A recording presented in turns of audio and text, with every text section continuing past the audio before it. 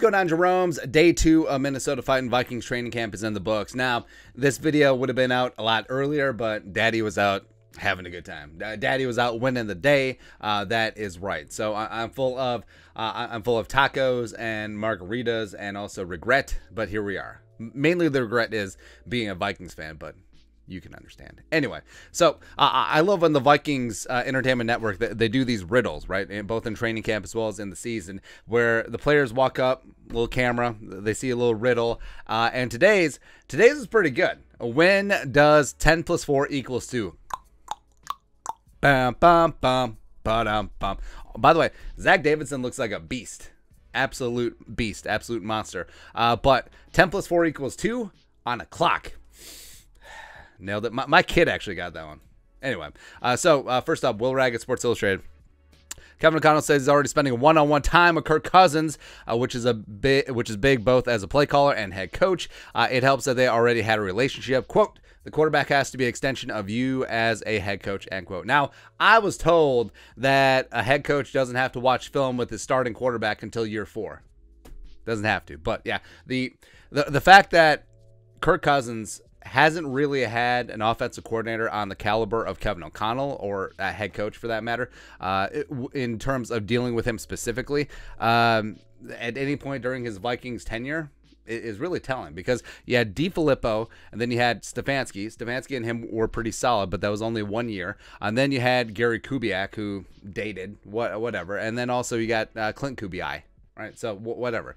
Then Thomason, Pioneer Press. A Vikings D coordinator Adonto said that with his length, Cameron Dantzler reminds him a bit of Patrick Surtain II, which is high praise. I mean, Surtain came in last year and he was a bad dude. Like, the Broncos grabbed him.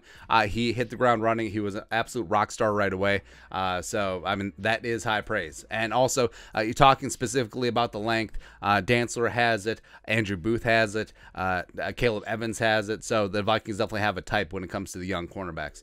Raggets.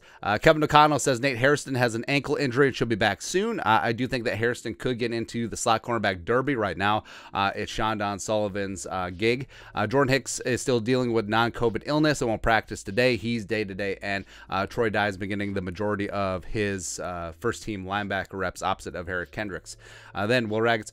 Kirk Cousins says he stayed busy this summer with playbook study and mastering the Vikings' new terminology, plus lots of body work and throwing. And you can say this about Kirk Cousins. He is absolutely durable. He does keep himself in good shape, eating human kidneys and whatnot. Plus, Kirk, he's going to dive in. Like, you don't have to put a clause in his contract that says that he has to have independent study for at least 4 hours. Kirk Cousins is going to get after it. Then Kevin Seifert, ESPN. So the whole brouhaha. I mean, Kwesi had to talk to Pelissero, NFL Network, about his Kirk Cousins comments. And, of course, Kwesi backed his guy, blah, blah, blah. Vikings QB Kirk Cousins on comments from GM Kwesi adofo-mensah in USA Today about team building at the quarterback position. Quote, I haven't given it much thought with training camp being so busy and consuming so much of my time. I'm not too concerned about it, end quote. I actually do believe that, because I think that Kirk, good, bad, or otherwise, I don't think that he cares. I don't think he cares what the GM thinks, whether it's Spielman or Kwesi, or the head coach, whether it's KOC or Zimmer, or frankly what the fans think. I think that we've said this before. Either Kirk is the most self-aware person on earth or the least self-aware. Either way, it still works out. I think that Kirk can focus and compartmentalize. And obviously, Kwesi's comments were taken out of context and really twisted to try and just be a club to hit Kirk Cousins with. But he doesn't care. Doesn't care at all. Then Donatel, quote, the thing I would say that sets this group and locker room apart is this is a deep leadership locker room. It's a true edge. We're going to get more work done. We're going to be a closer team. What I'm looking to do is leverage that experience, end quote. And he notably singled out Diesel Dalvin Thompson as well as Harrison Smith being fantastic leaders. And yeah, the Vikings do have a ton of leadership, even though this is a relatively young team. I think they're top 3, top 4 in terms of the youngest teams in the league, but you do have great leadership at all 3 levels.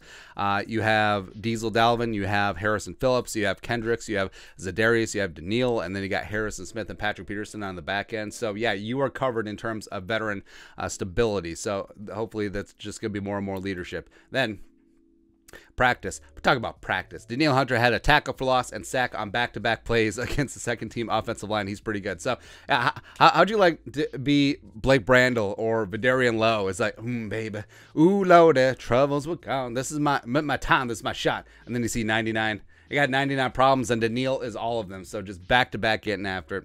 Love it. Jesse Davis continued to work with first team at Vikings right guard.